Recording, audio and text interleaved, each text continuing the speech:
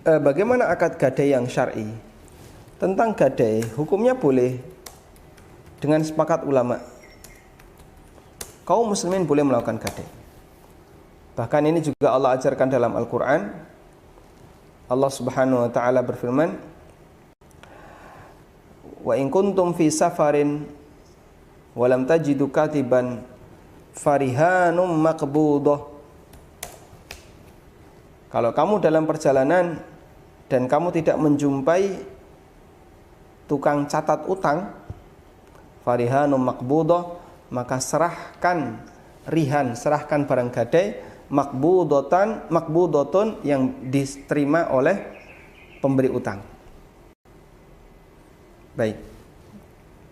Sehingga ini menunjukkan bahwa memberikan barang gadai ketika akad utang piutang diperbolehkan dan bahkan Allah singgung dalam Al-Quran. Nabi SAW sendiri pernah melakukannya ketika beliau beli gandum dari orang Yahudi, lalu beliau tidak punya uang untuk membayarnya, maka Nabi SAW gadaikan baju besinya kepada itu Yahudi. Dan sampai beliau wafat, beliau belum sanggup untuk melunasinya. Yang melunasinya siapa? Abu Bakar As-Siddiq radhiyallahu anhu. Ketika Abu Bakar jadi khalifah, menebus baju besi Nabi SAW. Dan ini bagian dari kesederhanaan Rasulullah SAW. Beliau SAW ketika meninggal dunia, baju besi yang beliau gadaikan kepada si Yahudi belum sempat dibayar, belum sempat ditebus.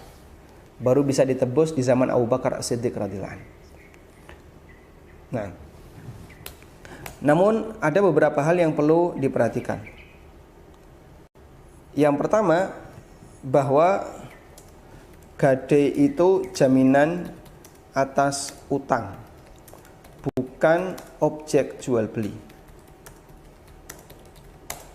Barang gadai adalah jaminan atas utang dan bukan objek jual beli.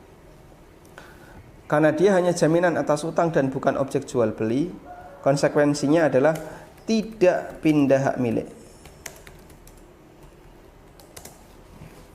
Sehingga barang gadai itu milik siapa? Milik orang yang berutang, bukan milik pemberi utang. Meskipun barang itu diserahkan dan diterima oleh pemberi utang, sehingga si A utang kepada si B senilai 2 juta, si A menyerahkan HP-nya. Maka HP A berada di kekuasaan B, tapi HP ini bukan milik B, tetap milik A.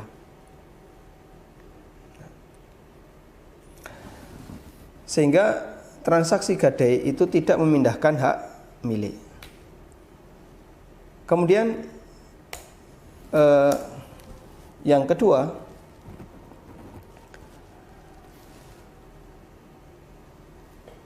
tidak diperbolehkan untuk memanfaatkan barang gadai. Karena ketika orang memanfaatkan barang gadai, berarti dia dapat manfaat dari transaksi utang. Karena ini sama dengan dapat manfaat dari akad utang. Dan ini riba. Mendapatkan manfaat dari transaksi utang ini masuk kategori riba. Kemudian yang ketiga, jika objek gadai butuh biaya perawatan,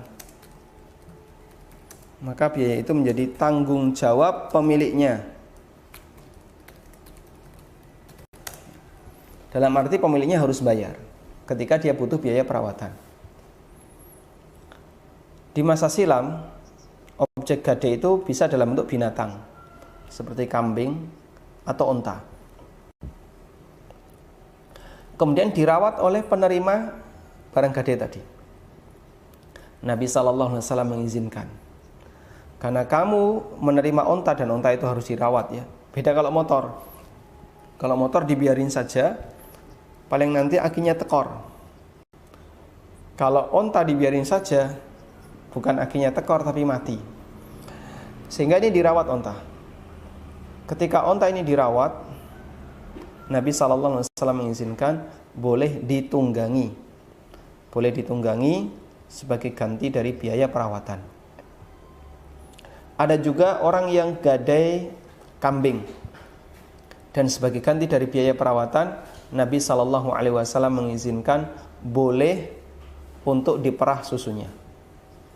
Nah, itu salah satu di antara contoh di mana Rasulullah SAW mengizinkan bagi orang yang memegang barang gadai dan dia butuh tenaga, butuh biaya, maka biayanya bisa digantikan dengan hasil yang didapatkan dari barang itu. Tayyib. Selanjutnya, jika utang lunas maka barang gadai tadi wajib dikembalikan.